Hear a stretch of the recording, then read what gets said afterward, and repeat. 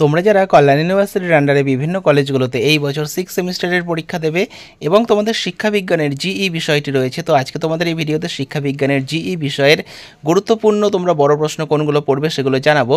তোমাদের শিক্ষাবিজ্ঞান জিইর কিন্তু আগে যেটা সিলেবাস ছিল সেটা কিন্তু পরিবর্তন হয়েছে, তো এইটা নতুন সিলেবাসের উপর ভিত্তি করে তোমাদের প্রশ্নগুলো জানানো হচ্ছে।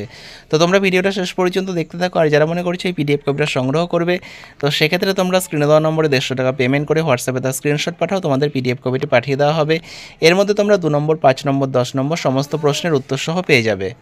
প্রথম প্রশ্ন রয়েছে, দেখো 1813 খ্রিস্টাব্দের চার্টার অ্যাক্ট বা সনদ আইনের বিষয়বস্তু আলোচনায় প্রাচ্যবাদী ও পাশ্চাত্যবাদীদের মতামত লেখো। 1813 খ্রিস্টাব্দের চার্টার অ্যাক্ট বা সনদ আইনের গুরুত্ব ও তাৎপর্য আলোচনা করো।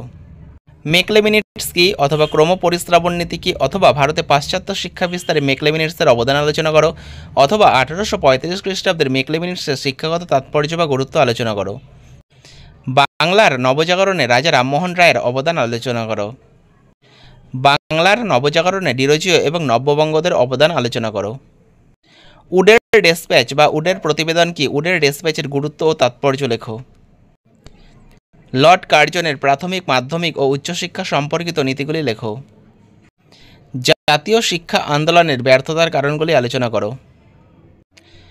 বুনিয়াদি বা নৈতালিম শিক্ষার গুণাবলী উল্লেখ করো এবং বুনিয়াদি শিক্ষার অসুবিধা বা ত্রুটিগুলি আলোচনা করো। সার্জেন্ট পরিকল্পনায় ভারতীয় শিক্ষা ব্যবস্থার যে দিকগুলি লিপিবদ্ধ করা হয়েছে সেগুলি উল্লেখ করো।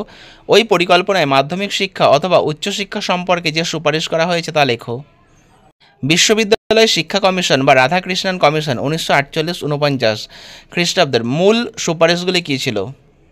মুদালিয়ার কমিশনের মতে মাধ্যমিক শিক্ষার লক্ষ্য ও উদ্দেশ্যগুলি কী কী? এই প্রসঙ্গে সপ্তপ্রবাহ তত্ত্বটি বর্ণনা করো। কোঠারি কমিশনের মূল উদ্দেশ্যগুলি কী ছিল? এর সুপারিশগুলি আলোচনা করো।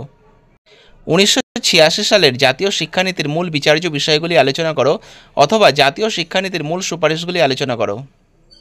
1986 সালের জাতীয় শিক্ষানীতিতে প্রাথমিক শিক্ষা সংস্কারে কী বলা হয়েছে, অথবা অপারেশন ব্ল্যাকবোর্ড সম্পর্কে লেখো।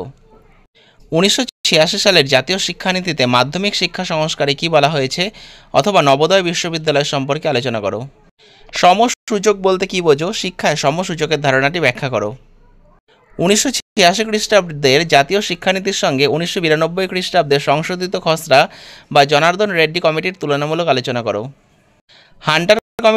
হান্টার কমিশনের লক্ষ্য ও উদ্দেশ্যগুলি লেখো। হান্টার কমিশনের সাধারণ সুপারিশগুলি লেখো। শিক্ষা ও সমাজতত্ত্বের মধ্যে সম্পর্ক আলোচনা করো। শিক্ষাশাস্ত্রই সমাজবিজ্ঞানের প্রকৃতি ও বৈশিষ্ট্যগুলি আলোচনা করো। সামাজিকীকরণে পরিবারের ভূমিকা আলোচনা করো। সামাজিক গোষ্ঠী কাকে বলে? সামাজিক গোষ্ঠীর বৈশিষ্ট্যগুলি লেখো।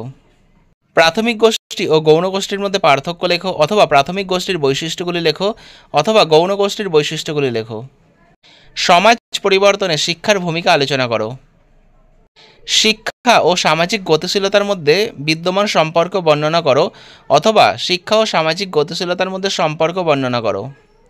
তোমরা পরীক্ষার জন্য এই প্রশ্নগুলি পড়তে থাকো। আর যারা মনে করছো 6 সেমিস্টারের বিভিন্ন বিষয়ে সাজেশন কপি সংগ্রহ করবে, যেমন বাংলা, ইতিহাস, রাষ্ট্রবিজ্ঞান, শিক্ষাবিজ্ঞান, দর্শন, সংস্কৃত, ডিএসসি, জিই, এসএসসি এই সমস্ত বিষয়ের সাজেশনগুলো তোমরা পেয়ে যাবে। তো সাজেশনগুলোর জন্য তোমরা স্ক্রিনে দেওয়া নম্বরে যোগাযোগ করতে পারো। তো ভিডিওটা শেষ পর্যন্ত দেখার জন্য তোমাদের অসংখ্য ধন্যবাদ।